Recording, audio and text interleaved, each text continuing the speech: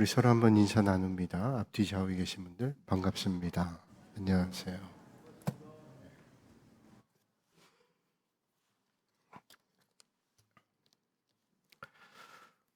로스 차일드라고 하는 사람이 있는데요. 이 사람은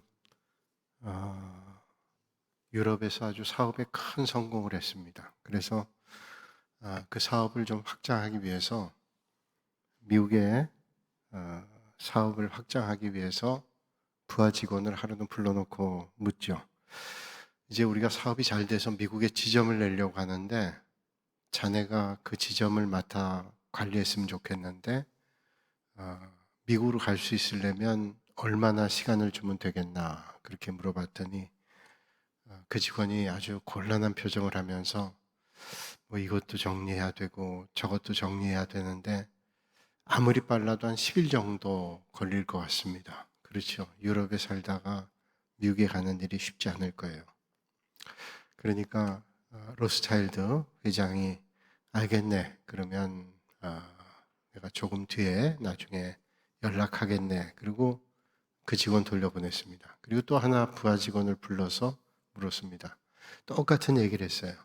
미국에 지점 내려고 하는데 책임자가 필요한데 자네는 정리하고 가려면 얼마나 시간 걸리겠냐. 그랬더니 이 부하 직원 말하기를 아무리 빨리 해도 한 3일 정도 걸릴 것 같습니다. 그렇게 얘기를 했어요. 알았네. 그러면 집에 가서 기다리면 내가 결정이 되면 알려주겠네. 그런 얘기를 했습니다. 그리고 또 다른 부하 직원 불렀습니다. 부하 직원에게 묻죠. 똑같은 얘기 했습니다. 미국에 지점 내려고 하는데 가려면 얼마 정도의 정리하는 시간이 필요한가? 그랬더니 이 직원이 말하기를 정리할 거 없습니다. 그저 회장님 말씀하시면 지금 당장이라도 오늘이라도 내가 갈 수 있겠습니다. 그 자리에서 로스차일드가 얘기했어요. 그러면 자네가 이제 앞으로 미국의 샌프란시스코의 지점에 책임자로 좀 갖추게 그렇게 얘기했다는 거예요. 여러분 열흘 시간 달라 그것도 무리한 거 아닐 수 있죠. 우리가 외국에 지사에 나간다 그럴 때도 그렇게 빨리 진행되지 않죠. 또 3일 그거 상당히 짧은 시간입니다. 그런데 마지막 부하 직원은 참 대단한 사람입니다. 그래서 회장님 말씀하시면 내가 지금 당장이라도 오늘이라도 내가 떠납니다. 짐 정리는 차차 해서 내가 해도 된다 이거 아니겠어요? 기회라는 게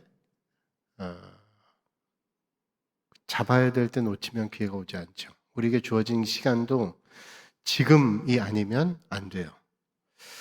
오늘 제가 한 분이 돌아가신 소식을 접했어요. 그분이 얼마 전에 아파트 계단에서 넘어지셨는데 의식을 잃은 상태로 계시다가 오늘 아침에 돌아가셨다는 소식을 들었습니다. 그분이 평소에 연세는 있으셨지만 그렇게 거동하지 못할 정도로 안 좋은 분 아니었는데 건강이 갑자기 돌아가셨어요. 깜짝 놀랐어요. 갑자기 돌아가셨어요. 우리 인생이 어떤 때는 갑자기 그렇게 하나님 부르면 가잖아요. 아무리 바쁘고 분주한 일이 있다 할지라도 그저 오라 그러면 갈 수밖에 없는 거죠. 오늘 주님은 우리에게 이렇게 말씀합니다. 1절과 2절에 이렇게 말씀하죠. 우리가 하나님과 함께 일하는 자로서 너희를 권하노니 하나님의 은혜를 헛되이 받지 말라. 이르시되 내가 은혜 베풀 때에 너에게 듣고 구원의 날에 너를 도왔다 하셨으니 보라 지금은 은혜 받을 만한 때요 보라 지금은 구원의 날이로다 말씀하죠. 하나님과 함께 일하는 자로 하나님 주신 은혜를 헛되이 받지 말라고 하면서 지금은 은혜 받을 만한 때요 지금은 구원의 날이다. 그러니까 하나님의 부름 받은 사람은 뒤로 주저하지 않아요. 은혜를 헛되이 받지 않고 지금 오늘 주어진 시간에 하나님의 부르심에 따라 하는 거죠. 오늘 우리가 살아가는 모든 사람은 은혜로 살아갑니다. 예수 믿는 사람이건 예수 믿지 않는 사람이건 그 은혜를 깨닫는 사람이건 깨닫지 않는 사람이건 우린 다 하나님의 은혜로 살아가요. 믿지 않는 사람이라 그래서 보편적인 하나님의 은혜를 받지 않느냐? 보편적 하나님 은혜를 받습니다. 보편적 하나님의 은혜라는 게 뭘까요? 비가 악한 사람에게도 내리고 선한 사람에게도 내려요. 이 보편적 은혜입니다. 악한 사람은 악하니까 너는 아무리 가물구래도 비를 맞지 마라. 그렇게 하지 않습니다. 하나님은 보편적인 은혜를 베풀어 주세요. 깨닫든 깨닫지 못하든. 그런데 깨닫는 사람은 주로 예수 믿는 사람들이죠. 아, 이게 하나님의 은혜구나. 그래서 우리가 세상에도 사람들이 이렇게 얘기해 보면 은혜, 감사 이런 얘기를 많이 하면 이분이 예수 믿는 사람이 아닌가 그런 생각을 해봐요. 왜냐하면 예수 믿는 사람들은 은혜를 많이 깨닫고 감사를 많이 발견하기 때문에. 불신자들은 그렇게 표현을 잘 할 줄을 모르죠. 오늘 우리는 모든 것을 은혜 가운데 살아갑니다. 오늘 우리가 이 자리에 있는 것 하나님의 은혜예요. 예배 자리에 있는 거 하나님의 은혜고, 오늘 우리가 숨쉬며 살아갈 수 있는 것도 하나님의 은혜고, 오늘 우리에게 햇빛을 주시고 비를 내려주시는 것도 하나님의 은혜입니다. 만약에 그걸 돈으로 공급받는다면 그 가격은 엄청날 거예요. 가물었을 때 한번 비를 내리게 한다 그럴 때 그걸 아마 돈으로 환산한다면 그 계산할 수 없을 겁니다. 오늘 우리가 숨 쉬는 것도 마찬가지예요. 숨 쉬는 것도 만약에 산소를 하나님께서 공기를 공급해 주시는데 그 공급이 끊긴다면 우리는 살아갈 수 없을 거예요. 그걸 가격으로 환산한다 그러면 엄청난 가격일 거예요. 그러니까 우리는 매 순간이 하나님의 은혜로 살아갑니다. 우리의 심장은 계속 뛰어야 살죠. 우리나라는 심장이 멈추는 것을 죽음이라고 얘기합니다. 뇌가 멈추는 것을 죽음이라고 말하지 않고 그건 뇌사지만 아직도 죽음에 이르지 않았어요. 우리가 죽는 건 심장이 멈추면 죽는 겁니다. 심장이 멈추면 죽어요. 마취를 하잖아요. 마취를 할 때 기능이 멈추니까 기계로 돌게 한단 말이죠. 그래서 제가 수술 받을 때 마취하는 의사분이 마취할 때 기계적으로 다 돌리기 때문에 가스가 많이 들어간대요. 그러니까 깨어날 때 한 이틀 동안은 고통이 심할 거라고 얘기합니다. 그건 수술 부위에 상처가 이제 마취가 깨어나면서 저는 아픈 것이 심해질 거라고 생각했는데 그게 아니라 가스가 빠져나가면서 고통이 심할 거라는 거예요. 여러분, 하나님의 은혜가 없이는 우리는 살아갈 수 없어요. 호흡을 우리가 얼마 동안 하지 않을까요? 아무리 오랫동안 멈춰 있어도 5분 동안 숨을 안 쉬고 살아갈 수 있을까? 쉽지 않죠. 우리는 잠깐 동안도 숨을 쉬지 않으면 죽을 수밖에 없는 존재입니다. 제가 필리핀 단기 선교를 앞두고 며칠 전에 갑자기 복통이 와서 수술을 받게 됐어요. 그래서 담낭 제거 수술을 했는데 가만 생각하면 생각할수록 하나님의 은혜예요. 물론 안 아프고 그런 일이 없었다면 참 좋았겠지만 사람이 어떻게 다 건강하게 살아갈 수 있어요. 어떤 때는 좀 아프면 고쳐가면서 살아갈 수 있다는 것도 은혜죠.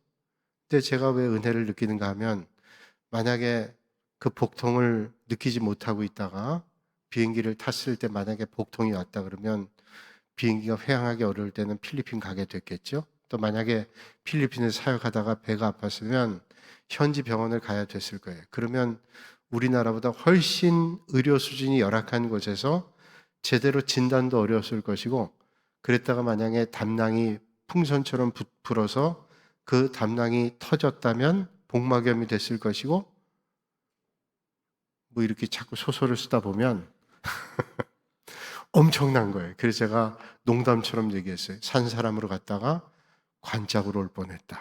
아주 극단적인 얘기일 수도 있지만 아니 그게 불가능한 얘기는 아니에요. 그럴 수도 있겠다는 거예요. 야, 생각하면 하나님의 은혜고 매 순간이 하나님의 돌보심이 없으면 살아갈 수 없겠다. 그런 생각합니다. 그러니까 오늘 우리가 믿는 사람이든 믿지 않는 사람이든 깨닫든 깨닫지 못하든 우리는 매 순간을 하나님의 은혜 안에 살고 있다. 그러니까 우리가 그 하나님 주시는 은혜를 소중하게 여겨야 돼요. 특별히 어떤 사람들이 더 소중하게 여기게 되냐면 하나님의 일꾼된 하나님의 백성들은 그 하나님이 베풀어 주신 은혜를 참 감사하고 소중하게 여겨야 돼요.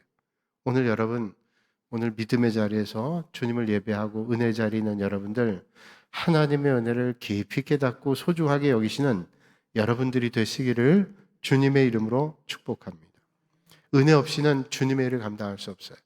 여러분, 하나님의 일을, 주님의 일을 세상의 지혜로 할 수 있나요? 세상의 지혜로 하나님의 일을 할 수 없어요. 그러나 세상의 지식은 좀 부족해도 하나님 주시는 지혜를 가지면 하나님의 일을 잘 감당할 수 있어요. 그러니까 하나님 주시는 은혜로 우린 감당할 수 있다는 거예요. 오래전에 제가 본 책 가운데 참 의미심장한 그런 말이 있었어요. 오랫동안 기억이 나고 지금 여러분에게 말씀드리고 싶어요. 세상에 가장 큰 저주의 말이 어떤 저주의 말인가 하면 은혜 받지 못하고 성령 받지 못하고 목사가 되라, 그런 얘기를 해요. 여러분 가만히 생각하니까 은혜 받지 못하고 성령의 은혜를 받지 못하고 만약에 목회자가 된다면 그것처럼 저주가 없대요. 여러분 만약에 기술적으로 한다거나 아니면 그게 내 어떤 실력으로 한다 그러면 그거 참 부대끼고 힘든 일입니다. 성령님의 은혜 없이는, 하나님이 주신 은혜가 없이는 그게 감당할 수 없어요. 여러분들이 성직을 맡아 감당하는데 내가 권사로, 내가 장로로, 내가 집사로 그렇게 부름받잖아요. 그 일을 내가 하나님 주시는 은혜 없이 감당하려고 하면 얼마나 힘든 일이에요. 저희 교회 한번 붕에 오셨던 제가 아버지처럼 생각하는 그런 목사님 계세요. 박조준 목사님인데 영락교에서 오랫동안 목회하시고 제가 젊은 시절에 참 은혜 받고 이렇게 얘기해도 될지 모르지만 하나님처럼 생각하는 제게는 그런 목사님이신데, 그 목사님 우리 교회 부흥에도 모시고 몇 번을 하셨는데 이렇게 모실 때 그런 말씀했어요. 그 목사님이 참 장로가 된다는 게 얼마나 힘든 일인데, 사람들이 어떤 데서는 막 서로 되겠다고 그리고 그것 때문에 쪽지를 돌리고 그러는데 그건 참 왜 그런지 모르겠다고. 그 세상적으로 얘기하면 너무 힘든 일이라는 거예요. 영적으로 너무 귀한 일인데, 왜냐하면 자, 교회 지도자 장로가 된다면 새벽기도 나와야죠. 또 예배 생활 열심히 해야 되죠. 또 세상에서도 저 사람 교회 장로니까, 그리고 그런 눈으로 보니까 얼마나 많은 짐을 지고 가냐는 거예요. 그런데 그걸 하겠다는 거 보면 참 대단하다. 참 대단하다. 그러니까 그 말은 바꿔 얘기하면 어떤 말일까요? 정말로 쉽지 않다는 말이죠. 은혜 없이는 할 수 없어요. 그 은혜가 있을 때는 그게 너무너무 감사한 일이에요. 그게 너무 감사하다. 나 같은 부족한 사람을 하나님께서 불러주시고 이 일을 감당케 하시니 얼마나 감사한지. 그러니까 여러분, 모든 사람이 은혜로 살지만 하나님의 일꾼으로 부름받은 저와 여러분들은 하나님의 큰 은혜를 사모하셔서 하나님 앞에 더 요긴하고 귀하고 아름답게 사용될 수 있기를 주님의 이름으로 축원합니다. 그리고 그 은혜는 누가 주시냐? 그 은혜는 우리가 시험 봐서 받는 것도 아니고 어떤 가문에 있기 때문에 받는 게 아니라 그 은혜는 하나님께로부터 받는 거예요. 그 은혜는 하나님이 주시는 것입니다. 하나님을 믿는 사람들은 하나님이 함께 해주시는 은혜, 그 은혜의 복을 받게 됩니다. 임마누엘의 복이죠. 가장 큰 복이 뭐예요? 임마누엘의 복입니다. 주님과 함께 하시는 복이에요. 여러분, 세상에 어떤 권세 있는 사람이 함께 하는 것도 복이고, 만약에 나와 가까이 있는 사람이 부자다, 우리 아버지가 부자다, 돈 많다, 또 누군가 내 가까이 정말 나에게 도움 줄 수 있는 사람이 아주 풍요한 사람이다, 그러면 큰 도움 되겠죠. 근데 그것과 비교할 수 없이 만왕의 왕이요 만군의 주요 세상 만물을 창조하시고 모든 것이 그로부터 말미암는 하나님께서 나와 함께 하신다. 그렇다면 걱정할 게 없잖아요. 그걸 정말로 믿는다면 뭐 염려할 게 있어요? 그 하나님께서 나와 함께 하시면 죽음이 두렵겠어요? 어떤 죽음도 그런 주님 앞에 여러분 넘어가지 못할 사람이 어디 있어요? 아무리 유능한 의사도, 아무리 실력 있는 사람도 사람의 생명을 주관할 수 없어요. 어떻게 감당할 수 있어요? 감당할 수 없잖아요. 그런데 하나님은 못하실 게 없는 분인데 그분이 나와 함께 하신다. 그러니까 세상의 복 중에 가장 큰 복이 뭐냐? 임마누엘의 복이에요. 저는 여러분들이 그런 복이 있으시기를 주님의 이름으로 축복합니다. 저는 가까운 사람들이 그런 복 받으면 좋겠어요. 우리 자녀들이 세상에서 잘 되면 좋겠는데 그런 잘됨보다 더 잘됨은 하나님을 믿는 거예요. 주님과 함께 동행하는 거예요. 제가 아무리 자식을 사랑하고 아무리 사랑하는 사람들이 있다 할지라도 제가 끝까지 함께 하지는 못해요. 그런데 끝까지 함께 하는 분이 계신데 임마누엘 하나님은 끝까지 함께 하세요. 그분이 함께 하시면 염려할 게 없어요. 그럼 그분이 함께 하시면 얼마나 복이에요. 전지전능하신 하나님, 절대 주권을 가지신 하나님, 만복의 근원이 되시는 하나님, 그 하나님께서 함께 하시면 모든 복은 그냥 따라오는 거예요. 하나님이 함께 하시면 모든 복은 함께하는 거죠. 여러분, 그래서 임마누엘의 복은, 하나님이 함께 하시는 복은 보통 복이 아닙니다. 예수님께서 임마누엘이라고 말씀하죠. 여러분, 그래서 이 땅에 살면서 어떤 것보다도 주님과 함께 갖게 하시는 임마누엘 복이 있길 바랍니다. 구약 성경 말씀 보면 임마누엘의 복을 받은 사람들이 여러 명 등장하는데 아브라함이라는 사람이에요. 아브라함은 하나님께서 함께 해주셨습니다. 이삭도 하나님께서 함께 해주셨습니다. 그래서 흉년 들었던 해 100배의 축복을 받았어요. 보통 아브라함과 이삭, 야곱 그렇게 얘기하죠. 아브라함과 야곱은 성경에 많은 지면을 할애하고 어떤 사람보다 복에 대한 이야기가 많아요.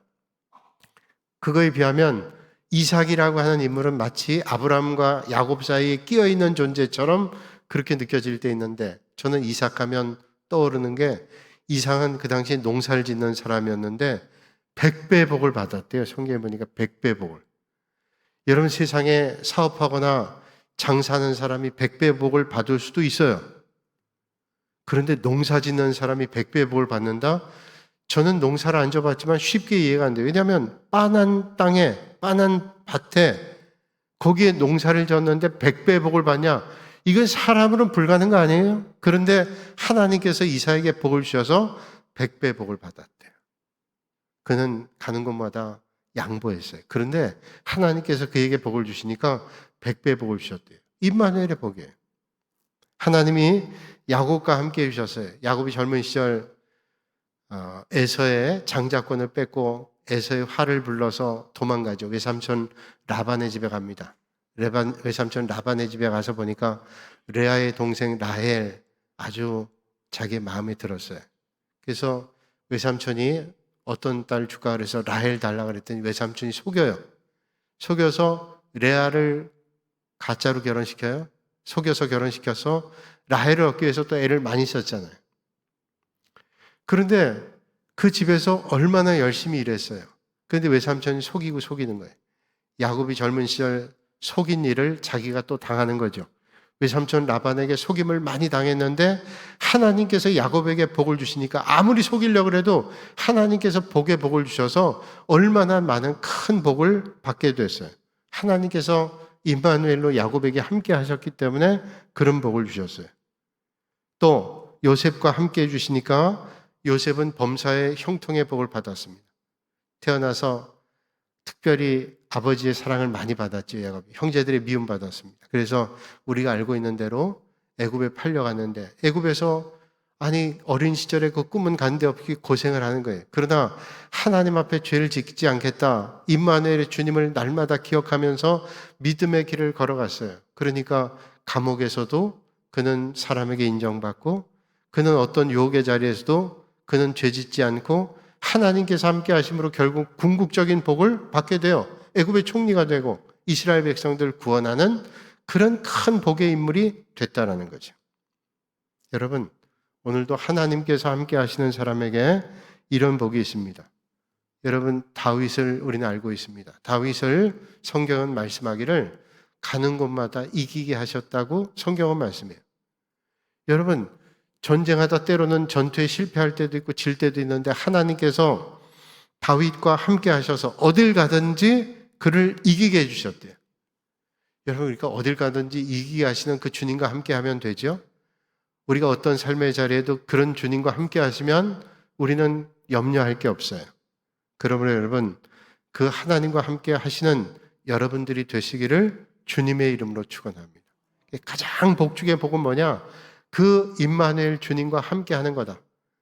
우리가 어떤 것을 누리고 어떤 걸 갖고 하는 것보다 더 큰 복은 하나님과 함께 하는 거예요. 그러면 은혜 자리에 오는 게 가장 큰 복이지 않아요? 그 하나님과 함께 하는 게. 그래서 예수 믿는 사람들은 그런 복을 얻기 위해서 어떻게 해요? 믿음 생활 잘해야 되죠. 그 믿음 생활 언제 잘해야 될까요? 오늘이에요, 오늘. 오늘이라는 시간을 지나면 기회가 있을지 없을지 몰라요. 지금 바로 이 시간 하나님 앞에 가까이 가야 되죠. 그런 믿음 생활. 그런데 우리가 사는 이 세상에는 믿음 생활하기가 좀 쉽지 않아요. 믿음 생활 하려고 하다가도 의지가 꺾이기도 하고요. 은혜를 받고 예배당 밖에 나가면 또 시험에 빠지기도 해요. 예배 드릴 때 은혜 받고 믿음의 결단하기도 하는 것 같은데 예배당 문을 밖에 나서면 세상의 유혹에 빠지기도 하고 시험에 빠지기도 하고 은혜 가운데 살기가 참 어렵단 말이에요. 여기 계시지 않아서 제가 말씀드릴 수 있는데 어떤 집사님 참 예배 생활 열심히 하고 믿음 생활 열심히 하는 집사님이에요. 그 집사님 성경 공부도 나오시고 이거저거 많이 하세요. 근데 그 집사님 그러시라고 교회 와서 은혜 받으면요 참 이렇게 천국처럼 살 수 있는데 세상에 나가서 그 세상의 사람들과 있다 보면 이런저런 관계를 맺고 살다 보면 참 이기기 힘들대. 참 이기기 힘들대. 근데 그분이 뭐 예배 생활 안 하거나 신앙생활 대충 하면서 하는 것 같으면 제가 그 말이 그렇게 깊이 안 와닿았을 거예요. 그런데 제가 알기에도 아마 예배 드리는 거 하면 손꼽을 정도일걸요. 그런데 그분이 하는 말이 그렇게 예배당 와서 은혜 받고 내가 여기선 천국 같은데 밖에 나가면 당장 나가면서부터 쉽지 않다는 거예요. 그 마음이 절절히 느껴져요. 아유, 그러겠구나. 우리 교인들이 저는 다 교인들 만나고 세상에 나가도 목사님 그러니까 사람들이 저한테는 그렇게 세상 사람들처럼 그렇게 대하지 않잖아요. 그런 사람도 있지만 하여튼 그런데 여러분들 세상에 나가서 얼마나 힘들어요. 믿음의 길을 걷기가 얼마나 쉽지가 않아요. 그러니까 받은 은혜를 유지하는 것도 쉽지가 않아요. 그래서 많은 사람들이 은혜를 받았다고도 세상에 나가면 잃어버리기도 합니다. 그래서 오늘 주님께서 이렇게 말씀하시는 거예요. 1절에 우리가 하나님과 함께 일하는 자로서 너희를 권하노니 하나님의 은혜를 헛되이 받지 말라. 은혜를 헛되이 받지 말라는 말이 뭘까요? 은혜를 놓치지 말라. 은혜를 쏟아버리지 말라 이런 얘기예요. 하나님 주시는 은혜를 놓치지 말라. 헛되이 받지 말라. 여러분 은혜를 받았는데 열매 없는 사람이 되면 안 된다는 겁니다. 은혜를 받으면 열매가 나타나야 되잖아요. 근데 그 열매가 없어요. 그러면 은혜 받은 건 간데가 없어서 다 쏟아버린 거예요. 우리가 하나님 주시는 은혜를 받고 세상에 나가서 이 열매를 맺고 살아야 되는데 은혜는 받았는데 열매가 없어요. 헛되이 받은 겁니다. 은혜는 받았는데 행함도 없고 감사도 없고 변화도 없습니다. 이런 사람은 은혜를 헛되이 받는 겁니다. 또 이 은혜를 헛되이 받지 말라 하는 말은 자기는 은혜를 받아서 좋다고 생각하는데 자기만 좋고 달라진 게 없어요. 다른 사람 볼 때는 저 사람 은혜 받았다고 하는데 뭐 말하는 거나 행동하는 거나 똑같아요. 쌍소리하고 행동도 악하게 하고 그럼 도대체 은혜를 뭘 받은 거예요? 은혜가 헛된 거죠. 예배당에서 은혜 받은 것 같은데 세상 나가면 세상 사람하고 똑같아요. 그러면 그건 은혜를 헛되이 받은 거죠.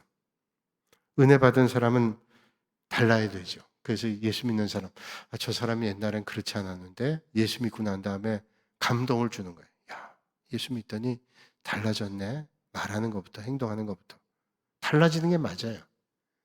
제 1년 선배 가운데 목사님인데 그분이 중학교 때 예수님을 영접하고 그전에는 자기 동기생들처럼 똑같이 욕하고 말하고 그랬는데 교회 다니면서 예수님 영접하고 난 다음에는 욕을 못 하겠더래요.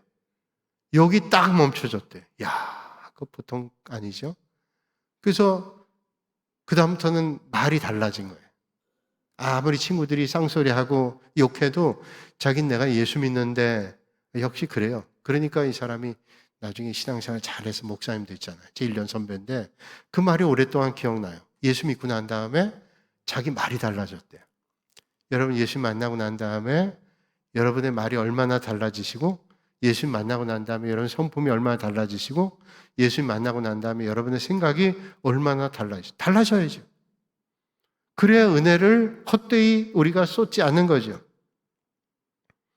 자기는 은혜 받았다 그러는데 아직도 성품과 마음과 생각과 가치관이 그대로예요. 모습이 그대로입니다. 그러면 그 은혜는 헛되이 받는 거죠.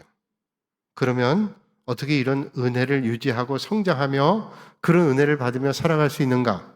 출애굽기 33장 19절에 말씀하기를 하나님께서 나는 은혜 베풀 자에게 은혜를 베풀고 긍휼히 여길 자에게 긍휼을 베푼다. 은혜 베풀 자에게 은혜 베풀고 긍휼히 여길 자에게 긍휼을 베푼다. 하나님께서 받을 만한 사람에게 주잖아요. 물론 하나님의 절대적 주권인데 하나님께서 은혜 베풀 만한 사람에게 베풀고 긍휼을 베풀 자에게 베푼다. 말씀하고 있어요. 그러면 그 하나님의 은혜와 긍휼을 받을 만한 사람은 어떻게 해요? 하나님의 은혜를 어떻게 우린 받겠어요? 그 먼저는 사모해야 돼요. 하나님의 은혜를 사모해야 받을 수가 있어요. 오늘 이 밤에 하나님의 은혜를 사모하시는 여러분들이 되시기를 주님의 이름으로 축원합니다. 하나님의 은혜를 사모해야 돼요. 그러니까 내가 은혜 받겠다. 오늘 꼭 은혜 받겠다. 그런 마음을 가져야 돼요. 내가 뭐 은혜를 받든 은혜 받지 않든 그저 예배당 가니까. 그러면 은혜 받겠다는 마음이 있는 것보다 은혜가 넘치지 않아요. 시편 107편 9절에 말씀합니다. 그가 사모하는 영혼에게 만족을 주시며 줄인 영혼에게 좋은 것으로 채워주심이로다. 이거 바꿔 얘기하면 사모하는 사람에게 은혜를 주신대요. 사모하는 영혼에게 만족을 주시고 줄인 영혼에게 좋은 것으로. 사모하는 사람에게 그런 은혜를 주시는 거예요. 간절한 마음으로 줄인 영혼에 하나님께서 그런 은혜를 주세요. 그러니까 여러분 이제 오늘 말씀 듣고 다음 예배에 오실 때마다 하나님 오늘 은혜 베풀어 주세요. 오늘 꼭 은혜 받고 제가 돌아가겠습니다. 여러분 보통 우리가 주일날 교회에서 예배 은혜 받는 것도 은혜 받지만 어디서 은혜를 많이 받는가 하면 저 같은 경우도 기도원 가면 은혜 많이 받아요. 제가 가끔 기도원 가서 설교하면요. 기도원에 계신 분들은 은혜를 받겠다고 작정한 분들이. 특별히 성령 운동하는 교회 가서 설교하면요. 말하기가 무서워요. 말하다가 막 아멘하는. 어떤 때는 그러지 아니하면 아니 된다라고 얘기하는데도 아멘. 그냥 말만 하면 아멘. 그 자세는 좋아요. 왜? 내가 하나님 말씀 들어. 마치 새들이 어미새가 날라오면 새끼새들이 그 어머니 주는 모이를 먹기 위해서 입을 쩍쩍 벌리는 것처럼 기도원에 있는 분들은 은혜 받으려고 작정을 해서 그저 말씀만 떨어지면 아멘. 좀 보기 흉했나요? 아멘 한다고요, 아멘. 그 얼마나, 그래서 그때 설교하는 사람도 막 힘이 나는 거예요. 아멘 하니까. 그 다음 뭐 억지로 아멘 하라는 얘기 아닌데, 우린 또 집에 가서 아멘 하잖아요. 오늘 설교, 아멘. 또 한 일주일 지나서 아멘. 그것도 좋아요. 아멘. 뭐, 믿으면 아멘 하세요. 전 그렇게 안 해요. 아멘이지요. 뭐, 이렇게도 안 해요. 여러분들이 또 때 되면 다 아멘 하는 거지. 그러니까, 그런 간절함, 사모하는 마음이 있어요. 우리가 10월에 이제 말씀 잔치 하거든요. 저는 여러분들이 말씀 잔치를 기다리면서 그런 사모하는 마음이 있었으면 좋겠어요. 내가 이번 말씀 잔치에 내 간절한 기도의 제목이 응답받고 하나님 주시는 은혜를 꼭 받으리라. 또 돌아오는 주일에 예배 드린다면, 또 새벽에 예배 드린다면 오늘 내 간절함을 가지고 하나님의 은혜를 받으리라. 그런 은혜를 사모하는 거예요. 또 우리가 예배 시간에 꼭 은혜 받겠다. 이번 예배에 내가 꼭 은혜 받을 거야. 하나님 주시는 은혜를 사모할 거야. 저도 예배를 수천 번 드렸을 거예요. 아마 새벽 기도까지는 수만 번 드렸을지 모르겠어요. 많은 예배를 드렸는데요. 제가 옛날에 필그림 하우스에 교회 갔을 때 그때 지구촌교회 담임 목사님이셨던 그 목사님 지금 이제 케냐 선교사로 가셨는데 그 목사님이 마침 그 지구촌교회 필그림 하우스의 기도원에 담임 목사님 오신 거예요. 그 특별한 경우죠. 근데 제가 마침 기도할 때 수요 기도회 때 거기서 예배를 드렸는데 그 목사님 오신 거예요. 오셨는데 얼마나 은혜를 받았는지 제가 예배 드리면서 은혜를 많이 받아요. 예배 드리고 난 다음에 예배당에 그냥 가만히 앉아서 기도하게 됐어요. 일어나지질 않더라고요. 야, 제가 목사로서 믿음 생활을 그래도 꽤 했고 예배 생활을 했는데 그날 참 은혜를 많이 받은 것 같아요. 야, 정말 이게 큰 은혜구나. 제 은혜를 많이 받았어요. 그러니까 우리가 예배 드릴 때마다 여러분 그런 간절함이 있으면 하나님의 사모함이 있으면 하나님께서 은혜 베풀어 주세요. 오늘 말씀하잖아요. 사모하는 영혼에게 만족을 주시고 사모하는 영혼에게 만족 주시고 또 줄인 영혼에게 좋은 것 주시는 사모한 자에게 만족, 줄인 영혼에 하나님께서 충만한 것으로 좋은 것으로 채워주신대요. 여러분 간절해야 주님의 은혜를 만납니다. 여러분 은혜를 사모하시고 사모하는 자에게 만족을 주신다라고 하시는 주님 말씀처럼 여러분들이 하나님의 은혜를 만나실 수 있기를 바랍니다. 또 은혜를 받으려고 하면 간절함으로 사모할 뿐 아니라 기도해야 돼요. 하나님 은혜 베풀어 주세요. 욥기 33장 26절에 말씀합니다. 그는 하나님께 기도함으로 하나님이 은혜를 베푸사 그로 말미암아 기뻐 외치며 얼굴을 하나님의 얼굴을 보게 하시고 사람에게 그의 공의를 회복시키시느니라. 하나님께 기도하면 어떻게 했어요? 하나님이 은혜를 베풀어 주셨어요. 그러니까 여러분, 내 간절한 마음으로 주님 앞에 나가 기도하는 하나님 은혜 주시고 하나님 은혜를 베풀어 주시기 원합니다. 그리고 하나님 앞에 나가요. 그 더 나가서 결단해야 돼요. 내가 꼭 주님의 은혜를 사모하고 받겠다. 어떤 희생이 있다 할지라도, 어떤 손실이 내게 있다 할지라도 하나님 주시는 은혜를 꼭 받겠다. 이번 기회를 절대로 놓치지 않겠다. 뭐 다음에 기회 있으면 또 은혜 받지. 요거 뭐 다음 기회 있을 거야. 여러분, 은혜 받는 기회는 놓치지 마세요. 지금 은혜 받고 또 나중에 기회 되면 또 은혜 받죠. 절대로 그냥 내가 은혜 받을 거 나중에. 전 설교하는 목사로요, 가끔 이럴 때 있어요. 좋은 예화가 있으면 제가 이 예화를 잘 스크린 놓고 있다가 요거는 어떤 주일날 설교 때 써야지. 그리고 잘 놔둔다고요. 요건 주일 예배 때 많은 교인들이 있을 때 함께 은혜 받아요. 그런데 그런 마음 할 때 꼭 새벽 기도 때 그게 떠올라서 하게 돼요. 꼭 그러게 아껴두지 마라. 그때 은혜야. 그때 은혜예요. 여러분, 은혜 받을 시간이 되면 은혜 받아야지 내가 나중에 여건 되면 은혜 받지. 지금 바쁘니까 이거저거 하고. 아니요. 하나님의 은혜를 지금 사모하고 기도함으로 받아야 돼요. 뉴욕을 떠나서, 뉴욕이 이제 미국의 동부잖아요. 뺑 돌아가지고 샌프란시스코 서쪽입니다. 미국의 서쪽에. 그러니까 남미를 돌아가지고 이렇게 가야 되거나 하여튼 운하를 통해 가거나 이러잖아요. 그런데 그 먼 길을 돌아가는데 가다가 센트럴 아메리카호라고 하는 배가 바닷 가운데 고장이 나서 배에 물이 들어오기 시작하는 거예요. 배에 물이 들어오니까 빨리 연락했습니다. 가까이 있는 배가 와서 좀 도와달라. 그래서 가까이 있는 배 하나가 왔어요. 그런데 그 배에서 이제 얘기하죠. 빨리 거기 있는 그 승무원들이나 또 거기 배 타고 있는 많은 여객 그 손님들이나 중요한 물건들은 빨리 옮기라고. 그런데 선장이 생각해 보니까 물을 뺄 수 있을 것 같아요. 충분히 가능할 것 같아요. 이제 배가 저기 와서 기다리고 있으니까 조치하면 될 것 같아요. 그래서 선장이 말하기를 지금 밤에 이렇게 옮겨가는 것도 위험하니까 조금 기다리면 우리가 좀 고칠 대로 고쳐보고 그리고 안 되면 그 배에 올라타도록 그렇게 하겠다고. 그래서 그 배는 기다리고 있는 거예요. 근데 이 배에 수리를 하는데 모르는 사이에 점점 배에 물이 들어온 거예요. 그래서 몇 시간 안 돼가지고 배가 물속에 잠겨요. 그때 옮겨 타려고 그러니까 이미 늦었어요. 절반 이상 되는 사람이 세상 떠났어요. 우리 세월호 물에 빠질 때 전 뉴스 봤어요. 아침에 뉴스를 봤는데 그때 뉴스를 보니까 아이고 아침에 배가 저렇게 침수가 됐는데 그래도 아침이니까 빨리 구조하겠고 제가 옛날에 어떤 배를 탔는데 큰 배를 탔는데 그분이 얘기를 세상에 가장 안전한 운송 수단은 배래요. 배가 보통 가라앉으려면 2시간 이상 걸리니까 그때 헬기가 오거나 다른 배가 오거나 다 구출해 준대요. 비행기는 날아가다 떨어지면 다 죽잖아요. 자동차도 꽝 부딪히면 죽거나 다치잖아요. 근데 운송수단 가운데 배가 가장 안전하다는 게 배는 한 2시간 이상 기다리면 다 구조하러 오니까 그 이후에 물에 빠져도 괜찮대요. 이제 그게 머릿속에 있어서 그래 배는 안전해. 다 구출할 거예요. 그런데 삽시간에 그냥 빠지잖아요. 이 센트럴 아메리카호도 그렇게 빠진 거예요. 여러분, 우리가 하나님의 은혜가 임하는 그 시간에 우리가 조금 있다 나중에 천천히 아니에요. 침수돼 버리면 끝나는 거예요. 기회가 있을 때 다시 돌아오지 않으면 다시 돌아오지 않을 수도 있어요.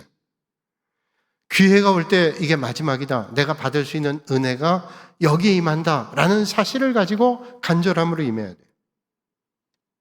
여러분, 그래서 여러분 믿음의 길 걸으면서 하나님의 일꾼, 주님의 백성들은 시간마다 사모하는 마음으로 기도하고 말씀의 은혜 받기 위해서 노력하시고 하나님 앞에 나가면 반드시 여러분들에게 하나님께서 은혜 베풀어 주실 것을 저는 믿습니다. 예배 시간마다 하나님 은혜 주세요. 내 간절한 기도의 제목. 여러분 기도도 간절해야 하나님이 응답 주시는 거예요. 아이 그죠. 응답해 주시면 받고 아니면 뭐 말고 그러면 안 돼요. 간절한 마음이 있어야 그 간절한 마음이 있어서 응답 만에 못 받죠. 그래도 그 간절함을 기도하면 응답이 되는 거예요, 결국. 사람도요, 간절한 마음으로 요청을 해요. 근데 이번 기회가 안 돼서 아유, 그렇게 부탁을 했는데 안 되네요. 그러면 에이, 안 됐어요. 그리고 그냥 가버리면 그걸로 끝나는 거예요. 그런데 간절한 마음 가지고 했던 사람이 안 됐다 그러면 너무 아쉬워하면서 그럼 다음에 기회 되면 꼭 그리고 난 꼭 기대해요. 그러면 그게 기억이 된다고요. 그 사람 그 간절한 마음을 떠올려서 해주는 거예요. 제가 불현듯 떠오르는 일이 있어요. 새벽에 언젠가 말씀드렸는데 한경직 목사님이 옛날에 평안도 안주라는 곳에서 신앙생활 어릴 때 했는데 그 어린 신앙생활 할 때 어머니 그야말로 치맛자락 붙잡고 예배당 간 거예요. 새벽 기도도 가고 어린 시절에 그랬다고 그분이 쓰신 글에 나와요. 근데 그 새벽 기도 갈 때마다 앞에 앉아있는 영수라고 하는 지금으로 얘기하면 안수 집사 같은 분이에요. 영수라고 하는 분이 새벽 기도 때마다 울면서 기도하더래요. 그래서 어릴 때 한경희 목사님이 저분은 예배당 나와서 왜 저렇게 울까? 그런 생각했대요. 그리고 세월이 흘러서 이 한경희 목사님이 이제 선교사님 도움 받아서 미국에 유학 갔어요. 미국 유학 가서 공부하는데 같은 기숙사의 룸메이트가 집안이 좀 괜찮은 부유한 집의 자식이었던 것 같아요. 그 룸메이트가 한국에서 유학 갔다니까 아유 한국 들어보지도 못한 나라, 어려운 나라, 일제 치하에 있는 그런 나라, 일제 강점기 시대였으니까 얼마나 힘들까 생각하고 한경지 목사님한테 얘기했대요. 한국이 참 어려운 나라인 줄 아는데 그 한국에 있는 사람 내가 좀 돕고 싶은데 내가 좀 학비라도 좀 도와줄 사람이 있으면 추천해주면 도와주겠다. 그 얘기를 하더래요. 그래서 한 목사님이 기도하다가 어떤 사람을 도울까 하다가 어린 시절에 그 안주에 자기 모교에서 기도할 때 영수 안수집사님 그 집사님의 기도가 떠오르는 거예요. 날마다 기도하는 눈물로 기도하던 그 기도가 떠오르는 거예요. 그래서 그 기도하던 그 영수님의 모습을 생각하면서 그 집에 아들이 있는데 그 아들을 좀 공부하는데 도와주면 좋겠다 이렇게 생각한 거예요. 그래서 도와줘야 되겠다 해서 그 사람을 추천한 거예요. 그래서 자기 룸메이트가 그 사람 학비를 대줘가지고 이분이 고등학교, 대학교 다 나오고 신학교까지 나왔어요. 그래서 나중에 한경희 목사님이 영락교에서 담임 목회할 때 제일 1호 부목사로 그분이 오셨어요. 참 기가 막힌 일이죠. 그분이 그 부목사로 있다가 군산 동북교회 부임한 거 아세요? 우리 교회 5대 목사님이에요.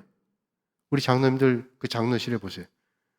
김종선 목사라고 목사님이라고 우리 교회 5대 목사님. 저는 김종선 목사님을 이름은 아는데 이분이 그분인지 몰랐는데 장신대 선교학 교수였던 이광순 목사님이 여자 목사님 계시잖아요. 오셔서 옛날에 김종선 목사님이 어느 교회에 계신 것 같은데 그러더니 우리 교회 역사를 보시더니 이 목사님. 그 이광순 목사님이 옛날에 전도사 때 영락교에 있었는데 그 시절에 있었던 목사님이래요. 젊은 시절에. 그때 같은 교구를 했다는 거예요. 그래서 제가 알게 된. 안 놀라셔 우리는.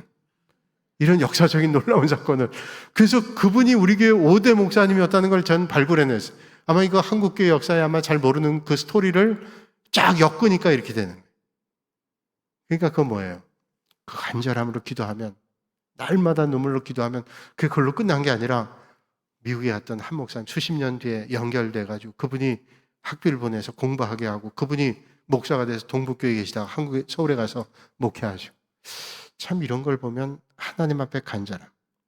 그래서 여러분 그 간절함 가지고 말씀을 대하고 우리가 하나님 주시는 은혜가 어떤 통로로 오는가 하면 말씀을 통해 와요. 하나님 주시는 은혜 말씀 통해 오고 기도를 통해서 우리가 하나님 주시는 은혜를 받아요. 말씀과 기도 힘써야 돼. 오늘 567 선교회 헌신 예배를 드리는데요. 저분들이 바쁜 분들이에요. 오늘 보니까 5남 선교회는 40부터 45세 그리고 6남 선교회는 40세 전까지 아주 교회 직장에서 열심히 일할 때죠. 바쁘게 일할 때요. 아무리 바빠도 아무리 바쁘고 분주해도 우리가 하나님의 말씀과 하나님 앞에 기도드리는 그 기도 기도는 영혼의 호흡이요. 말씀은 하나님의 은혜가 들어오는 통로이니까 이걸 늘 소중하게 여기고 가까이 하셔야 돼요. 그래서 은혜를 놓치지 않고 가까이 할 때, 간절할 때 하나님이 은혜를 주시는 거예요. 부디 오늘 이 밤에 여러분들이 그 하나님의 은혜를 사모하셔서 하나님 베풀으시는 은혜가 넘치실 수 있기를 주님의 이름으로 축원합니다. 거룩하신 아버지 하나님, 오늘도 이 밤에 저희를 불러주시고 하나님께 예배드릴 수 있도록 은혜 주시니 감사를 드립니다. 우리가 하나님의 은혜 없이는 주님의 일 감당할 수 없으니 하나님 은혜 베풀어 주셔서 간절함 가운데, 기도하는 가운데 하나님 앞에 결단하고 믿음으로 나오는 우리 모든 주의 백성들 위해, 특별히 오늘 헌신하는 5, 6 남선교회 회원들 위해 은혜 베풀어 주셔서 날로 달로 하나님 앞에 귀하고 아름답게 사용되게 하여 주옵소서. 예수님의 이름으로 기도하옵나이다. 아멘.